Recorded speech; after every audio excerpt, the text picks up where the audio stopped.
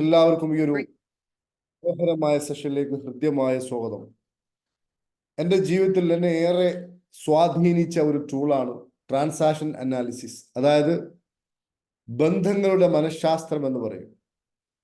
സത്യത്തിൽ ജീവിതം വളരെയധികം സന്തോഷകരമാക്കുവാനും സദാസമയവും മനസ്സിന്റെ ഉള്ളിൽ നിന്ന് ഒരു തരം ആനന്ദം അലതല്ലുവാനും ഒക്കെ സഹായിക്കുന്ന ഒരു ടൂളാണ് ട്രാൻസാക്ഷൻ അനാലിസിസ്. നമ്മൾ സാധാരണ പറയുന്ന മോട്ടിവേഷൻ ക്ലാസ്സോ വിജയമന്ത്രങ്ങളോ ഗോൾ സെറ്റിങ്ങോ ഇങ്ങനെയുള്ള ഒന്നുമല്ല ഇത് 100% പ്യുവർലി സയന്റിഫിക് ആയിട്ടുള്ള ഒരു ടൂളാണ്. അപ്പൊ ബാക്കിയുള്ളതൊക്കെ സയന്റിഫിക് അല്ലേ എന്ന് ചോദിക്കേണ്ട, എല്ലാം സയന്റിഫിക് ആണ്. MSc സൈക്കോളജി പഠിക്കുന്ന ഒരാൾക്ക്, BSc സൈക്കോളജി പഠിക്കുന്ന ഒരാൾക്ക്, MBA, ഇങ്ങനെ യൂണിവേഴ്സിറ്റി തലങ്ങളിൽ പഠിക്കുന്ന മുഴുവൻ ആളുകൾക്കും ഒരു പാഠ്യ വിഷയമാണ് ട്രാൻസാക്ഷണൽ അനാലിസിസ്. ഞാൻ മനസ്സിലാക്കുന്നത് ഈ ഒരു കോഴ്സ് അല്ലെങ്കിൽ ഈ ഒരു ടൂള് കൃത്യമായി ഒരാൾ പഠിച്ചാൽ, ആഴത്തിൽ പഠിക്കണം. ഇന്നെനിക്ക് ഇത് മുഴുവനായിട്ട് പഠിപ്പിച്ചു തരാനല്ല ഞാൻ ഉദ്ദേശിക്കുന്നത്. എന്താണ് TA എന്ന് നിങ്ങളെ പരിചയപ്പെടുത്തുക, അത്രേ പറ്റൂ. കാരണം ദിവസങ്ങൾ എടുക്കണം ഇത് പഠിക്കാൻ, അത്രയും ആഴമുണ്ട്. ഇത് പഠിച്ചു കഴിയുമ്പോൾ മനസ്സിന് കിട്ടുന്ന ഒരു സുഖമുണ്ട്, വല്ലാത്തൊരു സുഖം, വല്ലാത്തൊരു ആനന്ദം, വല്ലാത്തൊരു റിലീസ്. സ്വയത്തെ തിരിച്ചറിയുവാൻ സാധിക്കുന്ന അതിശക്തമായ ടൂളാണ് ട്രാൻസാക്ഷൻ അനാലിസിസ് എന്ന് പറയും. അപ്പോ ഇനീഷ്യലി ഞാൻ പറയുന്നത്, പ്രിയപ്പെട്ട സുഹൃത്തുക്കളെ, ഒരാൾ TA പഠിച്ചു കഴിഞ്ഞാൽ അത് അയാളുടെ ജീവിതത്തെ മാറ്റും. അതുകൊണ്ട് TA എന്ന് പറയുന്നത് ലൈഫ് ട്രാൻസ്ഫോർമേഷൻ അല്ലെങ്കിൽ ലൈഫ് ട്രാൻസ്ഫോമിംഗ് ടൂൾ എന്നറിയപ്പെടുന്നു. അത് പഠിച്ചു കഴിഞ്ഞാൽ, അതായത് TA ശരിക്കും പഠിച്ചു കഴിഞ്ഞ ഒരാളുടെ പേഴ്സണാലിറ്റി, അയാളുടെ പെരുമാറ്റം, അയാളുടെ മറ്റൊരാളെ കുറിച്ചുള്ള കാഴ്ചപ്പാട്, ഇതെല്ലാം 100% മാറും. ഒരാൾക്ക് TA പഠിച്ചു കഴിഞ്ഞാൽ one cannot be as his previous life. ഒരു വ്യക്തിക്ക് TA പഠിച്ചു കഴിഞ്ഞാൽ ഒരിക്കലും അയാൾക്ക് പഴയതുപോലെ പെരുമാറുവാൻ സാധിക്കുകയില്ല. One cannot be as his previous after this tool be practiced. ഈ TA എന്ന് പറയുന്ന ടൂള് പഠിച്ചു കഴിഞ്ഞാൽ ഒരു വ്യക്തിക്ക് ഒരിക്കലും പഴയതുപോലെ പ്രാക്ടീസ് ചെയ്യുവാൻ സാധ്യമല്ല, പഴയതുപോലെ ആകുവാൻ സാധ്യമല്ല. അത്രയും ശക്തമാണ് ഈ ടൂൾ. അതുകൊണ്ട് ഞാൻ ഇതിന്റെ എന്താ പറയുക, കുറച്ച് ഡീപ്പ് ലെവലിലോട്ട്, അതായത് ഇതിനെ കുറച്ച് ഹിസ്റ്ററിയും കാര്യങ്ങളൊക്കെ നമ്മൾ പഠിക്കണം. ഒന്നുകൂടി പറയുന്നു, there is no another tool which deeply discusses what is happening inside you. പെരുമാറ്റത്തിൽ ഒരുത്തന്റെ ഉള്ളിൽ സംഭവിച്ചുകൊണ്ടിരിക്കുന്ന അന്തർനാടകങ്ങളെ കുറിച്ച് TA പോലെ പഠിപ്പിക്കുന്ന മറ്റൊരു ടൂള് വേറെയില്ല. ശരിക്കും പഠിച്ചു കഴിഞ്ഞാൽ അപാരമായ ആനന്ദമായിരിക്കും. നമുക്ക് ഇതിന്റെയൊക്കെ ഉത്തരം കിട്ടും. ഇത് പഠിച്ചു കഴിഞ്ഞാൽ എന്തുകൊണ്ട് അവൻ ഇങ്ങനെ പെരുമാറുന്നു എന്ന ചോദ്യം അവിടെ നിൽക്കും. ഞാൻ എന്താണ്, എന്റെ പെരുമാറ്റത്തിലെ തകരാറെന്താണ്, കൃത്യമായി മനസ്സിലാക്കുവാൻ സാധിക്കും. അപ്പോ ഇതെങ്ങനെ ഉണ്ടായി എന്ന് നമ്മൾ ആദ്യം ഒന്ന് പരിശോധിക്കുമ്പോൾ നമ്മൾ തിരിച്ചറിയേണ്ടത്, എല്ലാ മനഃശാസ്ത്ര ടൂളുകൾക്കും ഒരു ചരിത്രം ഉണ്ടാവും. എല്ലാത്തിനും ഉണ്ട്. നമുക്ക് NLPക്ക് അതുണ്ട്, എല്ലാത്തിനും ഉണ്ട്. നമ്മുടെ എന്താ പറയാ, പിന്നെ ഹിപ്നോട്ടിസത്തിനുണ്ട്. Each and every tool there is a story. അപ്പോ TA പ്രത്യേകത എന്താ ചോദിക്കുകയാണെങ്കിൽ, ഇത് ഫൗണ്ട് ചെയ്തത്, ഇതിന്റെ എസ്റ്റാബ്ലിഷ്മെന്റ് സ്ഥാപിച്ചത് 1910 ജനിക്കുകയും 1970 മരിക്കുകയും ചെയ്ത ഡോക്ടർ എറിക് ബേണർ. ഒരുപക്ഷെ എന്റെ ശബ്ദം കേൾക്കുന്ന ഒത്തിരി ആളുകൾക്ക് ഇതറിയാം.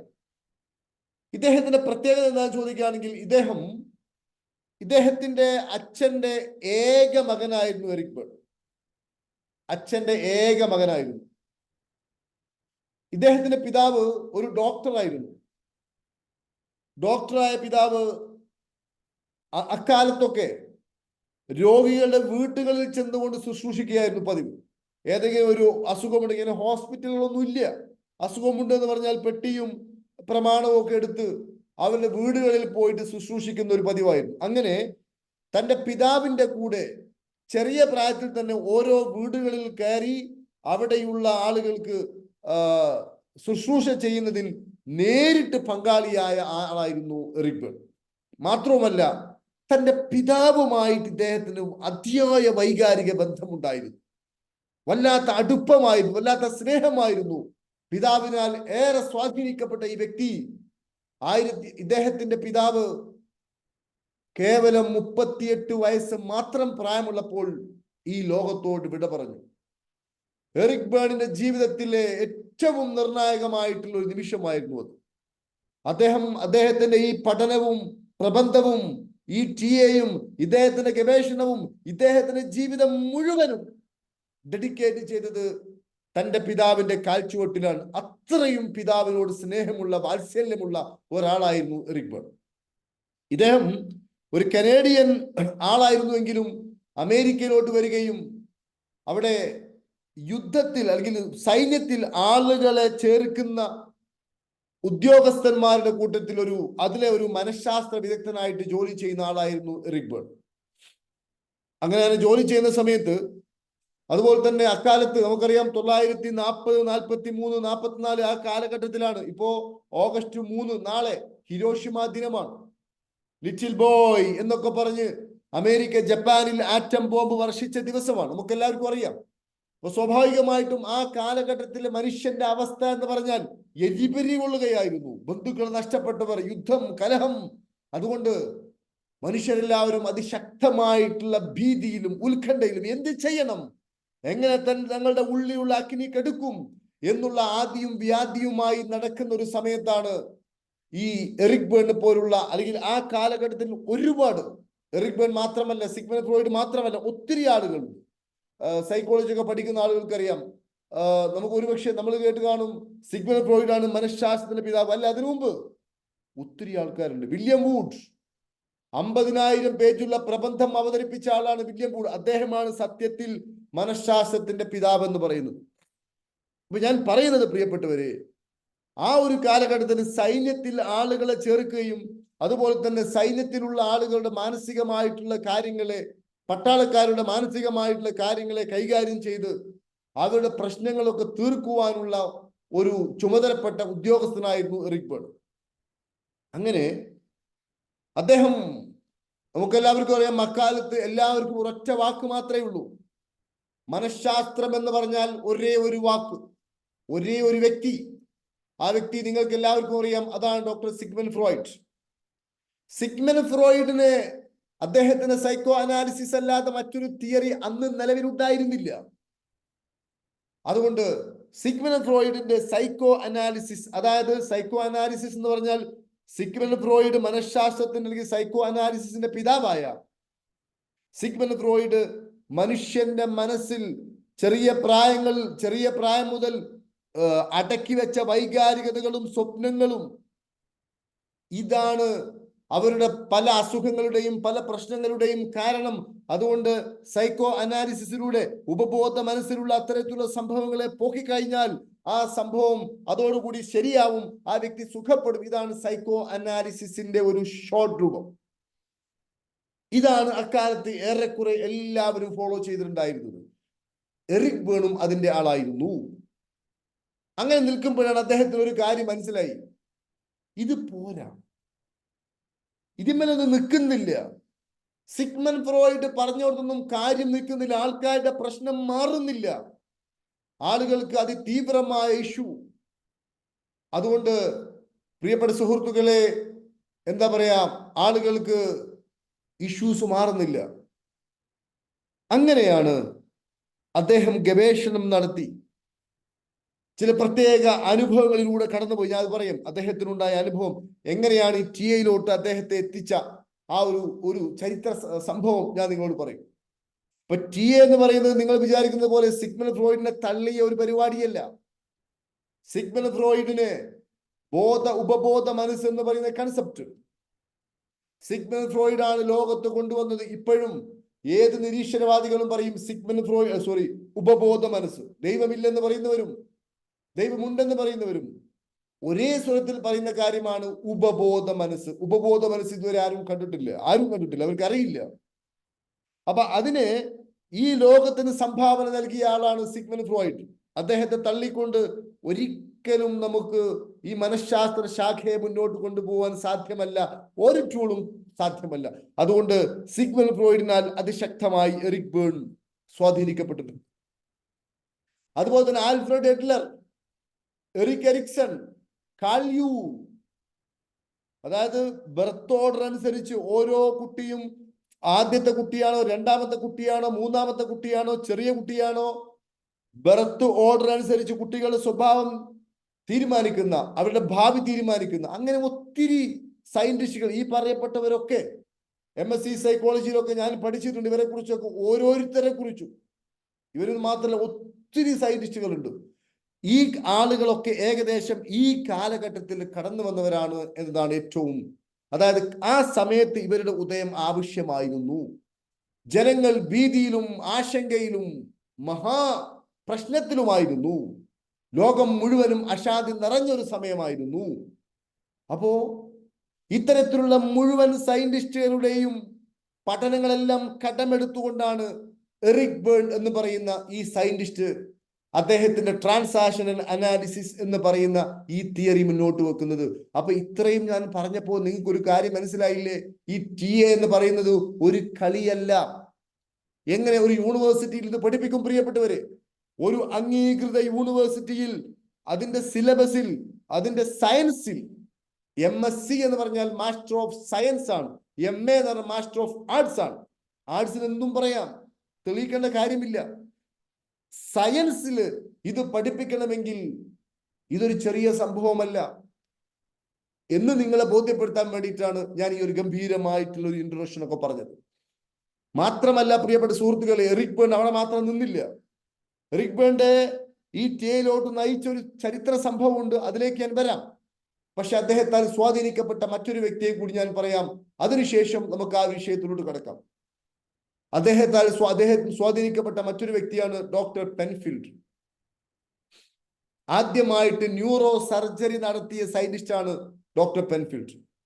മനുഷ്യ തലച്ചോറിനെ ആദ്യമായിട്ട് തലയോട്ടിയിൽ നിന്നും അതിന്റെ ഉള്ളിലൂടെ കള്ള് പുറത്തെടുത്ത് നേരിട്ട് തലച്ചോറിനെ വൈദ്യുത ഗാന്ധിക ദണ്ഡ് ഉപയോഗിച്ചുകൊണ്ട് ഷോക്ക് കൊടുത്തുകൊണ്ട് അദ്ദേഹമാണ് ബ്രെയിൻ ചുരുളുകളുടെ രഹസ്യങ്ങളൊക്കെ ആദ്യമായിട്ട് അനാവരണം ചെയ്യപ്പെട്ടത്. 1970, 80 കാലഘട്ടങ്ങളിലാണ് പ്രിയപ്പെട്ട സുഹൃത്തുക്കളെ, നിങ്ങൾ ഓർക്കണം. അന്ന് ഈ ന്യൂറോ സയൻസ്, ഇന്നിപ്പോ CT സ്കാൻ ഉണ്ട്, പെറ്റ് സ്കാൻ ഉണ്ട്, MRI സ്കാൻ ഉണ്ട്. ഈ CT സ്കാനും പെറ്റ് സ്കാനും MRI സ്കാനും ഒക്കെ ശരിക്കും ബ്രെയിൻ ചുരുളുകളിലോട്ട് അടക്കി, അതായത് അതിന്റെ ഉള്ളിലോട്ട് പോയി അവിടെ നടക്കുന്ന കാര്യങ്ങളൊക്കെ ഫോട്ടോ എടുത്ത് നമുക്ക് കാണിച്ചു തരും. അതൊക്കെ ഒരു 10, 20, 25 വർഷം മാത്രമേ അതിനൊക്കെ പഴക്കമുള്ളൂ പ്രിയപ്പെട്ട സുഹൃത്തുക്കളെ. അതിനൊക്കെ മുമ്പ് ഈ മനുഷ്യനാണ് ആദ്യമായിട്ട് മനുഷ്യന്റെ തലച്ചോറ്, മനുഷ്യന്റെ മസ്തിഷ്കം സർജറി നടത്തിയിട്ട് അദ്ദേഹത്തിന്റെ ബേസ്മെന്റിൽ തന്നെയാണ് ന്യൂറോ സയൻസ് ഇന്നും മുന്നോട്ട് പോയിക്കൊണ്ടിരിക്കുന്നത്. ഇദ്ദേഹമാണ് തന്റെ വലതുഭാഗം, ഒരു വ്യക്തിയുടെ വലതുഭാഗം നിയന്ത്രിക്കുന്നത് ഇടത് ബ്രെയിനാണ്, ഈ ഇടത് ഭാഗം നിയന്ത്രിക്കുന്നത് വലത് ബ്രെയിനാണ്. ഇതെല്ലാം കണ്ടുപിടിച്ചത് ഡോക്ടർ പെൻഫീൽഡ് ആണ്. ഇദ്ദേഹം സർജറി നടത്തുന്ന സമയത്ത് ഒരു പെൺകുട്ടിയുടെ, ഒരു ലേഡിയുടെ, ഒത്തിരി ആൾക്കാരുണ്ട്, അതിൽ അദ്ദേഹത്തിന്റെ എടുത്തു പറയുന്ന ഒരു സംഭവം, ഒരു ലേഡിയുടെ ബ്രെയിൻ ചുരുളിൽ, ന്യൂറോൺസിൽ ഈ ഇലക്ട്രിക് ദണ്ഡ് കൊണ്ട് ചെറിയൊരു ഷോക്ക് കൊടുത്തപ്പോ ആ ലേഡിക്ക് പഴയതായ പല കാര്യങ്ങളും ഓർമ്മ വന്നു, പാട്ട് പാടാൻ വേണ്ടി തുടങ്ങി. അതുപോലെ തന്നെ ന്യൂറോൺസിന് ഓരോന്ന് മാറ്റി കൊടുത്തപ്പോ വ്യത്യസ്ത ഓർമ്മകൾ, എന്താ പറയാ, പഴയ അക്കാലത്ത് ഇപ്പൊ നമ്മുടെയൊക്കെ ആണെങ്കിൽ നമ്മുടെ ബ്രെയിനിലൊക്കെയാണ് ഈ ദണ്ട് കൊടുക്കുന്നതെങ്കിൽ നമ്മൾ പാട്ടുപാടും, ഓലത്തുമ്പത്തിരുന്നു ഏലാടും ചെല്ലപ്പൈങ്കിളി, കാരണം നമുക്കറിയാം. ഈ ലേഡിയെ ദണ്ട് കൊടുത്തപ്പോ ഈ ലേഡി ചെറിയ പ്രായത്തിൽ പഠിച്ച പാട്ടുകൾ, തന്റെ അമ്മയുടെ മടിയിലിരുന്ന് അമ്മ കളിപ്പിച്ച രംഗങ്ങൾ, ഇതെല്ലാം അക്കാലഘട്ടത്തിൽ ലോകത്തിനു മുമ്പിൽ വിളിച്ചു പറഞ്ഞ ആളാണ് ഡോക്ടർ പെൻഫീൽഡ്. ഇദ്ദേഹത്തിന്റെ അടുത്ത് പോയിട്ടും പഠിച്ച് ഗവേഷണം നടത്തിയതിന് ശേഷമാണ് നമ്മുടെ എറിക് ബേൺ ട്രാൻസാക്ഷണൽ അനാലിസിസ് എന്ന് പറയുന്ന തന്റെ ശാസ്ത്രം, തന്റെ മനഃശാസ്ത്ര ശാഖ ഉണ്ടാക്കിയത്. ഇത് അദ്ദേഹം മാത്രം ഉണ്ടാക്കിയതല്ല. മനഃശാസ്ത്രത്തിന്റെ തലത്തൊട്ടപ്പൻ, ഇന്നും ചോദ്യം ചെയ്യാൻ കഴിയാത്ത, എന്താ പറയാ, ഏറ്റവും ഗോഡ് ഫാദറായി നിൽക്കുന്ന സിഗ്മണ്ട് ഫ്രോയിഡിന്റെ ശിഷ്യനാണ് നമ്മുടെ എറിക് ബേൺ. അതല്ലാതെ ഇതിന് ബേസ് ഇല്ല എന്നാൽ അതിനാണ് ഇതിന് നമ്പർ 1 ബേസ് ഉണ്ട്. ഈ സൈക്കോ അനാലിസിസും ഇപ്പോഴും പഠിപ്പിക്കുന്നുണ്ട് യൂണിവേഴ്സിറ്റികളിലൊക്കെ. സിഗ്മണ്ട് ഫ്രോയിഡിന്റെ സൈക്കോ അനാലിസിസ് ഇപ്പോഴും പഠിപ്പിക്കുന്നുണ്ട്. ആ കൂട്ടത്തിൽ പഠിപ്പിക്കുന്ന ഒരു ശാഖയാണ് ഈ പറയപ്പെട്ട എറിക് ബേണിന്റെ ട്രാൻസാക്ഷൻ അനാലിസിസ്. അപ്പോ ഇദ്ദേഹം, ഞാൻ നേരത്തെ പറഞ്ഞതുപോലെ തന്നെ, യുദ്ധത്തിലൊക്കെ പ്രശ്നങ്ങളുള്ള, യുദ്ധം ചെയ്യാൻ വേണ്ടി പോകുമ്പോൾ പെട്ട ആൾക്കാർക്ക് മാനസികമായ പ്രശ്നമുണ്ട്, യുദ്ധാനന്തരം പ്രശ്നമുണ്ട്, നാട്ടിൽ മുഴുവൻ പ്രശ്നമാണ്. അപ്പോഴാണ് താൻ പഠിച്ച തിയറിമേലൊന്നും കാര്യം നിൽക്കുന്നില്ല എന്ന് മനസ്സിലായപ്പോഴാണ് ഈ എല്ലാ സയന്റിസ്റ്റുകളിൽ കടമെടുത്ത് അദ്ദേഹം ഇങ്ങനെ മാറി മാറി ചിന്തിച്ചുകൊണ്ടിരിക്കുമ്പോഴാണ് അദ്ദേഹത്തെ കാണാൻ വേണ്ടിയിട്ട് ഒരു വക്കീൽ, അഡ്വക്കേറ്റ് സെഗന്തോ എന്ന് പറയും, ഈ ഒരു വക്കീൽ ഇദ്ദേഹത്തെ കാണുവാൻ വേണ്ടിയിട്ട് ഇദ്ദേഹത്തിന്റെ ഒരു സമയം ചോദിച്ചു. എറിക് ബേൺ സമയം കൊടുത്തു. അപ്പൊ സമയം കൊടുത്തു, ഇദ്ദേഹം വന്നു സംസാരിച്ചു. അഡ്വക്കേറ്റ് സെഗന്തോ എന്നായിരുന്നു അദ്ദേഹത്തിന്റെ പേര്. അപ്പൊ ഈ വക്കീൽ സംസാരിക്കുമ്പോ എറിക് ബേൺ സൂക്ഷ്മമായി നിരീക്ഷിച്ചു. ഇദ്ദേഹത്തിന്റെ എല്ലാ കാര്യങ്ങളും പഠിച്ചു. അപ്പോ ഒരു കാര്യം മനസ്സിലായി. അഡ്വക്കേറ്റ് സെഗന്തോ എന്ന് പറയുന്ന ഈ വക്കീല്, ഈ അഡ്വക്കേറ്റ്, ഇദ്ദേഹം മിടുക്കനാണ്. മിടുക്കനല്ല, മിടുമിടുക്കൻ. ഒരു മിടുക്കൻ എന്ന് പറഞ്ഞാൽ പോരാ. കാരണം തൊട്ടതെല്ലാം പൊന്നാക്കുന്ന കഴിവുള്ള വ്യക്തി, തൊട്ടതൊക്കെ പൊന്നാക്കുവാൻ കഴിവുള്ള മിടുമിടുക്കൻ. ഏത് കേസ് വാദിച്ചാലും വിജയിക്കും. ഇദ്ദേഹത്തിന് സമയം കിട്ടാൻ വേണ്ടിയിട്ട് ആളുകൾ ക്യൂ നിൽക്കുന്നു. ഫോൺ എടുക്കാൻ പോലും സമയമില്ല, അത്രയും തിരക്കുള്ള വക്കീൽ. അപ്പൊ ടാലന്റിനാണ് അദ്ദേഹം. ഒരു ഫീസ് പറഞ്ഞാൽ ആ ഫീസ് പറഞ്ഞ തന്നെ ഒരു മാറ്റവും. അത് കൊടുത്തിരിക്കണം. കൊടുത്തിട്ടില്ലെങ്കിൽ അത് കിട്ടുന്ന വഴി പുള്ളി നോക്കും, സ്ട്രിക്റ്റ്. എന്നാൽ നാട്ടിലെ ചാരിറ്റിക്കൊക്കെ വേണ്ടിയിട്ട് ഇഷ്ടം പോലെ കൊടുക്കും. ആരെങ്കിലും പാവപ്പെട്ടവൻ വന്നാൽ കൊടുക്കും. അപ്പം കരുണാഹൃദയനാണ്, കാരുണ്യം വകഞ്ഞൊഴുകുന്ന ഹൃദയമുള്ള മനുഷ്യനാണ്. എന്നാലോ ഫീസ് പറഞ്ഞൊരു സ്ട്രിക്റ്റ് ആണ്, തൊഴിൽ നിപുണനാണ്. മറ്റൊരു ഭാഗത്ത് നോക്കുമ്പോൾ ഇദ്ദേഹം പാവപ്പെട്ടവർക്ക് സഹായിക്കും. ഒരു ഫ്ലഡോ മറ്റോ ഉണ്ടെങ്കിൽ അവിടെ പോയിട്ട് സേവനം ചെയ്യും. മറ്റൊരു സംഗതി എന്താ ചോദിക്കുകയാണെങ്കിൽ, ഈ സെഗന്തോ, ഇദ്ദേഹം വലിയ കോടീശ്വരനായിരുന്നു. കാരണം പ്രാക്ടീസ് ഇഷ്ടം പോലെ കൊണ്ട് പണം ഒഴുകി വരികയാണ്. ഇദ്ദേഹത്തിന് 10, 250, 300ഓളം ഏക്കറയുള്ള വലിയ ഒരു ഫാം ഹൗസ് ഉണ്ട്. മനോഹരമായ ഒരു ഫാം ഹൗസ്. ഈ ഫാം ഹൗസിൽ അദ്ദേഹം പോവും. മിക്കവാറും ഒറ്റക്ക് പോകും, അല്ലെങ്കിൽ അദ്ദേഹത്തിന് ഏറ്റവും അടുത്ത ഏതെങ്കിലും ആളുകളെ, സുഹൃത്തുക്കളെ കൂട്ടിപ്പോവും. അവിടെ പോയിട്ട് അദ്ദേഹം കള്ളു കുടിക്കും, ആർമാദിക്കും, ആസ്വദിക്കും. എറിക് ബേൺ ഇദ്ദേഹത്തെ സൂക്ഷ്മമായി നിരീക്ഷിച്ചു. താൻ പഠിച്ച മുഴുവൻ മനഃശാസ്ത്ര ശാഖകളും വെച്ചുകൊണ്ട് എറിക് ബേൺ ഇദ്ദേഹത്തെ നിരീക്ഷിച്ചപ്പോ എറിക് ബേൺ ഒരു കാര്യം മനസ്സിലായി. എന്താ മനസ്സിലായെന്ന് ചോദിക്കുകയാണെങ്കിൽ, തന്റെ ജോലിയിൽ സ്ട്രിക്റ്റായ സെഗന്തോ ആളുകളുടെ മുഖത്ത് നോക്കി കാർക്കശ്യത്തോടു കൂടി, വിനയമില്ലാതെ മുഖത്ത് നോക്കി സംസാരിക്കുന്ന അഡ്വക്കേറ്റ് സെഗന്തോ, അതേ സമയത്ത് കള്ളു കുടിച്ച് ലക്കില്ലാതെ എൻജോയ് ചെയ്യുന്ന അഡ്വക്കേറ്റ് സെഗന്തോ, പാവപ്പെട്ടവരെ സഹായിക്കുന്ന അഡ്വക്കേറ്റ് സെഗന്തോ. അപ്പോ എറിക് ബേൺ ഒരു കാര്യം മനസ്സിലാക്കി, ഈ അഡ്വക്കേറ്റ് സെഗന്തോ എന്ന് പറയുന്ന ഒരു വ്യക്തിയുടെ ഉള്ളിൽ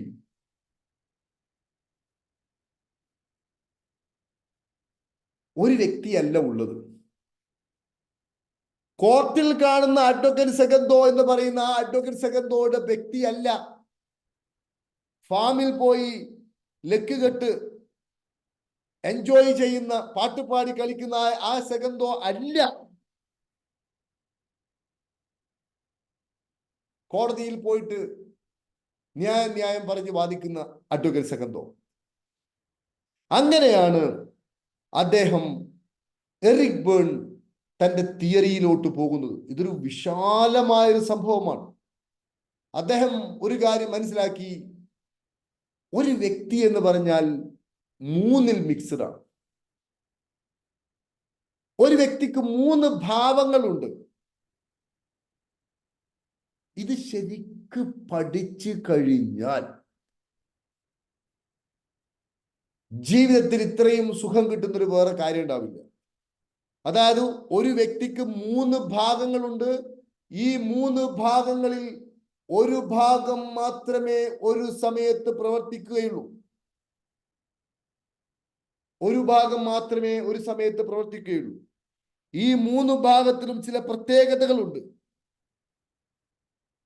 അപ്പോ ഈ ഒരു സംഭവത്തെ കുറിച്ച് ഇദ്ദേഹം കൃത്യമായി തീർച്ചപ്പെടുത്തിയത്, അതായത് ഇതിനു മുമ്പ് നമ്മുടെ സിഗ്മണ്ട് ഫ്രോയിഡുമായി ബന്ധപ്പെട്ടൊരു കാര്യം പറഞ്ഞിട്ടുണ്ടായിരുന്നു. മനുഷ്യന്റെ എല്ലാ പ്രശ്നങ്ങളുടെയും കാരണം ഇത് ഈഗോ, സൂപ്പർ ഈഗോ. ഒരുപക്ഷെ സൈക്കോളജി പഠിക്കുന്ന ആളുകൾക്ക് ഇത് കേട്ടിട്ടുണ്ടാവും. അവർക്ക് പ്രത്യേകിച്ച് കൗതുകം ഉണ്ടാവില്ല, സൈക്കോളജി സ്റ്റുഡൻസിനൊന്നും. പക്ഷെ എങ്കിലും ഞാനിതൊന്നും അറിയാത്ത ആൾക്കാരോടാണ് ഞാൻ ഈ സംഭവം പറയുന്നത്. കാരണം ഈ TA എന്ന് പറയുന്നത് പഠിച്ചിരിക്കണം, ഒരിക്കലെങ്കിലും പഠിച്ചിരിക്കണം. കാരണം ഉള്ളിൽ അത്രയും സന്തോഷം കിട്ടുന്ന ഒരു സാധനമാണ്. അപ്പോ എറിക് ബേൺ ഇത് കടമെടുക്കുന്നത് ഇതിൽ നിന്നാണ്. ഇദ്ദേഹം പറയുന്നു, സിഗ്മണ്ട് ഫ്രോയിഡ് പറയുന്നു, ഓരോ വ്യക്തിയുടെ ഉള്ളിലും സ്വതന്ത്രമായി ആസ്വദിക്കുവാനും ഇഷ്ടമുള്ളത് ചെയ്യുവാനുമുള്ള ഒരു ഭാവമുണ്ട്. അതിനെയാണ് ഇത് എന്ന് പറയുന്നത്. ഒരു കുട്ടിയെ സംബന്ധിച്ച് എന്താ കുട്ടിയുടെ പ്രത്യേകത? കുട്ടിയുടെ പ്രത്യേകത കുട്ടിക്ക് ബുദ്ധിയില്ലല്ലോ. കുട്ടിക്ക് എന്ത് വേണം അത്. കുട്ടിക്ക് ഭക്ഷണം വേണം, അത് പോയി കഴിക്കും.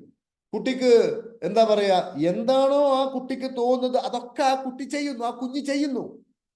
അതിന് വേറെ നിയന്ത്രണങ്ങളൊന്നുമില്ല. വാട്ട് എവർ ഇറ്റ് ഈസ്, എന്താണോ കുഞ്ഞിന് തോന്നുന്നത് അത് ചെയ്യുന്നു.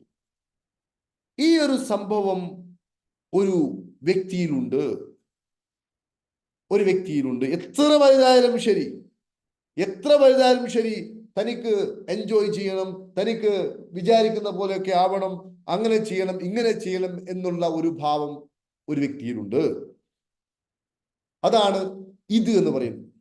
എന്നാൽ അതേ സമയത്ത് തന്നെ സൂപ്പർ ഈഗോ ആണെന്ന് കേട്ടെ. ഈഗോ എന്ന് പറയുമ്പോൾ നമ്മൾ വിചാരിക്കുന്ന, നമ്മൾ ഈ പറയുന്ന ഞാൻ എന്ന ഭാവമുള്ള ആ ഈഗോ അല്ല ഇവിടെ പറയുന്ന ഈഗോ. ഈ ഈഗോ വേറെ, ആ ഈഗോ വേറെ. മനസ്സിലായില്ലേ? പക്ഷെ സൂപ്പർ ഈഗോ എന്ന് പറയുന്നത് നമ്മൾ ചെറിയ പ്രായം മുതലേ പഠിച്ചിട്ടുണ്ട്. പ്രത്യേകിച്ച് പെൺകുട്ടികളൊക്കെ പറയാറുണ്ട്, പെൺകുട്ടിയാണ് അടങ്ങി ഒതുങ്ങി നിൽക്കണം.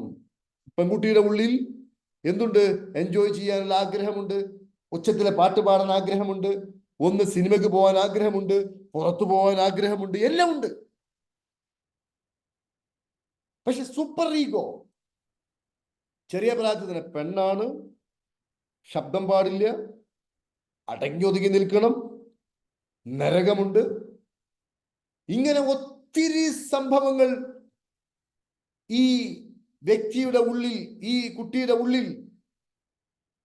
അതാണ് സൂപ്പർ ഈഗോ എന്ന് പറയുന്നത്.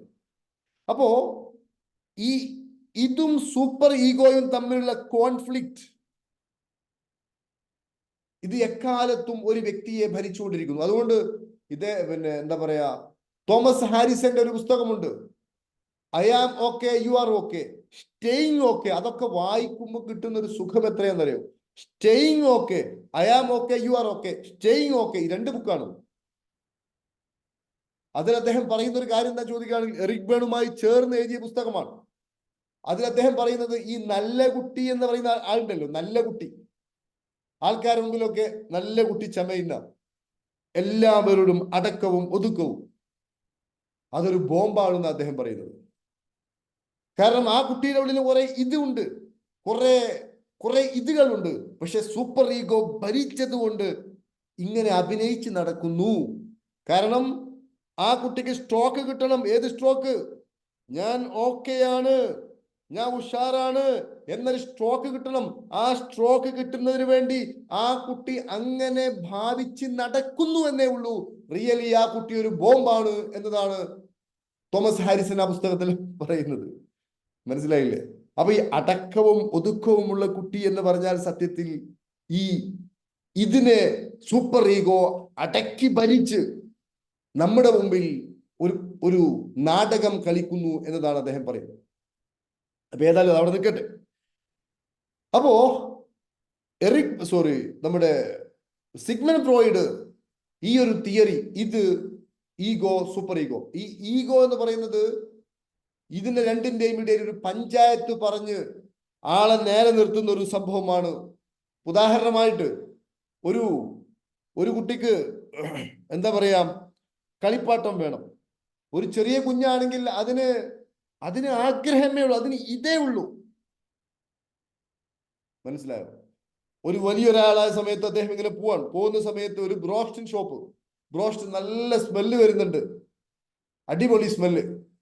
അപ്പൊ ഉള്ളിൽ നിന്ന് വരുന്നു, കഴിക്കണം, പോണം, കഴിക്കണം, നല്ല ഒരു ഫുൾ തന്നെ ഓർഡർ ചെയ്യണം.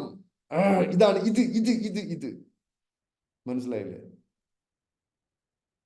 അതേപോലെ തന്നെ ഒരു ടൗണിലൂടെ പോവാൻ, അവിടെ ഒരു കോൺഫ്ലിക്റ്റ് നടക്കുന്നു. അപ്പോ ഈ കോൺഫ്ലിക്റ്റ് നടക്കുന്ന സമയത്ത്, ആ കോൺഫ്ലിക്റ്റ് നടക്കുമ്പോ നമുക്കെന്നെ കാണുകയാണ് ഇപ്പുറത്തുള്ളവരുടെ ന്യായം, അതിൽ ഇടപെടണം, അതാണ് ഇത്, ഇടപെടണം.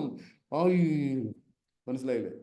അപ്പൊ സൂപ്പർ ഈഗോ പറയും ആവശ്യമില്ലാത്ത കാര്യങ്ങളിൽ ഇടപെടരുത് എന്ന് പറഞ്ഞ മാതാപിതാക്കളോ ഗുരുക്കന്മാരോ മുതിർന്നവരോ മുമ്പ് പറഞ്ഞ അതേ കാര്യം വരും. അപ്പൊ കോൺഫ്ലിക്റ്റ് ആവും. എങ്ങനെ ഇടപെടാനിരിക്കും? മനസ്സിലായില്ലേ? അപ്പൊ ഇതിനിടയിൽ ഈ മൂന്നാമത്തെ പേഴ്സണാലിറ്റി ആയിട്ടുള്ള ഈഗോ, റിയാലിറ്റി പേഴ്സണാലിറ്റി കടന്ന് ഇടപെടും. അത് ഇങ്ങനെ ഒരു ഈഗോ സ്ട്രോങ് ആയ ആൾ കിട്ടോ, സ്ട്രോങ് അല്ല എങ്കിൽ, അതായത് ടി എ പഠിക്കുമ്പോൾ കിട്ടുന്ന ഒരു സുഖം, അതായത് ഇത് സൂപ്പർ ഈഗോന്റെ ഇടയിൽ ഈ ഈഗോ എന്ന് പറയുന്ന അഡൾട്ട് ഈഗോ എന്ന് പറയും, അല്ലെങ്കിൽ പക്വഭാവം എന്ന് പറയും. ഈ സംഭവം ഡൊമിനേറ്റ് അല്ല എങ്കിൽ, ഈ വ്യക്തിയുടെ ഇത് എന്ന ഭാഗമാണ് ഡൊമിനേറ്റ് എങ്കിൽ, അയാൾ തോന്നിയതുപോലെ ചെയ്യും. അവിടെ പോവും, അവിടെ പോയിട്ട് അടിയുടെ നായകസ്ഥാനം വഹിക്കും, അവസാനം ഇവൻ ജയിലിൽ പോകും. നമ്മൾ കഴിഞ്ഞ ക്ലാസ് പറഞ്ഞ പോലെ ഇത് ഡൊമിനേറ്റ് ആയ വ്യക്തിയെ സംബന്ധിച്ചിടത്തോളം തോന്നിയതുപോലെ ചെയ്യും. അയാളുടെ ഈഗോയും സൂപ്പർ ഈഗോയും താന്നാണ് ഇരിക്കുന്നത്. അയാൾ എപ്പോഴും ആനന്ദത്തിന് വേണ്ടിയിട്ട്, സുഖത്തിന് വേണ്ടിയിട്ട് അലഞ്ഞു തിരിഞ്ഞ് നടന്നുകൊണ്ടിരിക്കും. എത്ര കിട്ടിയാലും മതിയാകില്ല, ഇനിയും. അപ്പൊ അവിടെയാണ് ഇതിനെ സൂപ്പർ ഈഗോ കൺട്രോൾ ചെയ്യുന്നു. അങ്ങനെ കൺട്രോൾ ചെയ്യുമ്പോൾ ഉള്ളിൽ കോൺഫ്ലിക്റ്റ് നടത്തുന്നു. ഈ കോൺഫ്ലിക്റ്റുകൾ കൂടിയാണ് രോഗങ്ങളും മനഃശാസ്ത്ര പ്രശ്നങ്ങളും ഉണ്ടാവുന്നത് എന്നാണ് നമ്മുടെ സിഗ്മണ്ട് ഫ്രോയിഡ് പറയുന്നത്. ഇതിന്റെ ബേസിലാണ് ഒരു വ്യക്തിയുടെ ഉള്ളിൽ 3 പേഴ്സണാലിറ്റി എന്ന് പറഞ്ഞാൽ അത് എന്താ പറയാ, വിശാലമായി പറയേണ്ട ഒരു സംഭവമാണ്. എറിക് ബേൺ അതിന് 3 പേരിട്ടു. ഇതിന് ചൈൽഡ് ഈഗോ, കുട്ടിത്വം. അതുപോലെ സൂപ്പർ ഈഗോ, അതിന് പാരന്റിങ്. ഈഗോ, റിയാലിറ്റി, അതിന് അഡൾട്ട്. അതാണ് അദ്ദേഹത്തിന് PAC മോഡൽ എന്ന് പറയുന്നത്. ഇതൊരു എന്താ പറയാ, അത് ശരിക്കും പഠിച്ചു കഴിഞ്ഞാൽ കിട്ടുന്ന ഒരു സുഖം വേറെ തന്നെയാണ്. മനസ്സിലായോ? My dear friends, can you understand what I say? Yes or no? Complicate ആയി തോന്നുന്നുണ്ടോ? Yes or no? whether it is interested or not, whether it is interested or not.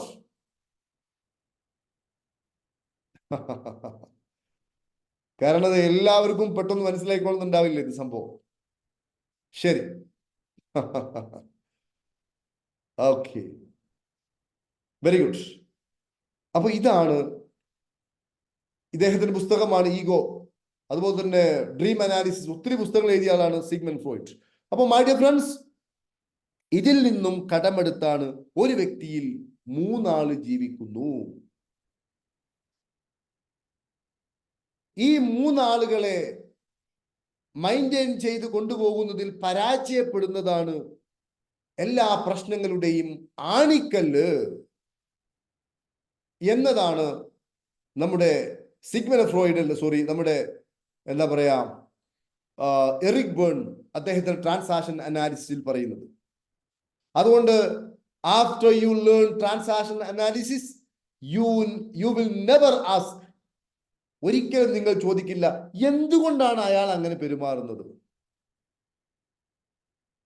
നിങ്ങൾ ഹാപ്പി പാർക്കിലുള്ള ആൾക്കാരാണെങ്കിൽ, പ്രത്യേകിച്ച് മെഡിറ്റേഷൻ ഒക്കെ ചെയ്തു വരുന്ന ആൾക്കാരാണെങ്കിൽ, EFT ഒക്കെ ചെയ്ത ആൾക്കാരാണെങ്കിൽ, ഇതുകൂടി പഠിച്ചു കഴിഞ്ഞാൽ ഒരിക്കലും നമുക്ക് ചോദിക്കാൻ കഴിയില്ല എന്താണ് പവന പറഞ്ഞ വാക്ക്, അവനിപ്പോ പറഞ്ഞ വാക്ക് ഇപ്പൊ ഇവിടെ പറയാൻ പാടില്ലാത്തതല്ലേ, എന്താ അവന് സംഭവിച്ചത്? മനസ്സിലായില്ല. അപ്പൊ കൃത്യമായിട്ട് മനസ്സിലാക്കുവാൻ പറ്റും അവൻ എന്താണ് ആ പറഞ്ഞത്, ഏത് ഈഗോ സ്റ്റേറ്റിലാണ് ആ പറഞ്ഞത്, എന്തുകൊണ്ട് അങ്ങനെ പറഞ്ഞു എന്ന് കൃത്യമായി നമുക്ക് മനസ്സിലാക്കുവാൻ സാധിക്കും. അതുപോലെ തന്നെ you will get clear picture what is your personality. നമുക്കും ഈ മൂന്ന് പേഴ്സണാലിറ്റി ഉണ്ട്. ഈ മൂന്ന് പേഴ്സണാലിറ്റിയിൽ ഏത് പേഴ്സണാലിറ്റിയാണ് നമ്മുടേത് ഡൊമിനേറ്റ് ആയത് എന്ന് കണ്ടുപിടിച്ചു കഴിഞ്ഞാൽ നമ്മുടെ പക്വഭാവത്തെ, അഡൾട്ടിനെ, അത് ഞാൻ പറയുന്നത് ഏതൊരു ഭാവവും മോശമല്ല. നമുക്ക് മനോഹരമായി എൻജോയ്മെന്റ് നടത്തണമെങ്കിൽ, ഒരു ഉദാഹരണമായിട്ട് മോഹൻലാലിന്റെ ഫിലിം നമ്മൾ ആസ്വദിക്കുന്നത് അദ്ദേഹത്തിന്റെ ഉള്ളിലുള്ള ഈ ചൈൽഡ് ഭാവമാണ്. ആ ചൈൽഡ് ഭാവം അദ്ദേഹത്തിന്റെ ഉള്ളിൽ ഇല്ലായിരുന്നുവെങ്കിൽ പ്രിയപ്പെട്ട സുഹൃത്തുക്കളെ, വെരി ഗുഡ്, പ്രിയപ്പെട്ട സുഹൃത്തുക്കളെ, ഒരിക്കലും അദ്ദേഹത്തെ നമുക്ക് ആസ്വദിക്കാൻ കഴിയില്ല. മനസ്സിലായില്ലേ? എന്നാൽ ഈ ചൈൽഡിഷ് മോശമായി പോയി കഴിഞ്ഞാലോ മദ്യത്തിനും മദിരാശിക്കും മയക്കുമരുന്നിനും ഒക്കെ പിന്നാലെ പോകും. അപ്പൊ അതിനെ തടയണമെങ്കിൽ നമ്മുടെ പാരന്റിങ് ആവശ്യമാണ്. എന്നാൽ പാരന്റിങ് ഡൊമിനേറ്റ് ആയി നിന്നാലോ അരസികനായിരിക്കും, എപ്പോഴും നിയമം, വ്യവസ്ഥ, വെട്ടൊന്ന് കഷ്ടം രണ്ട്, ഏത് നല്ലത്. അതുപോലെ തന്നെ എന്താ പറയാ, പക്വഭാവം, ഇത് മാത്രം ഡൊമിനേറ്റ് ആയി കഴിഞ്ഞാലോ എപ്പോഴും നമ്മളിങ്ങനെ ആൾക്കാർ മുമ്പ് എല്ലാം അടക്കി ഒതുക്കി, ചിരിക്കേണ്ട സമയത്ത് ചിരിക്കാതെ. ഇപ്പൊ നിങ്ങളൊക്കെ അഡേർട്ടിലാണ് നിൽക്കുന്നത്.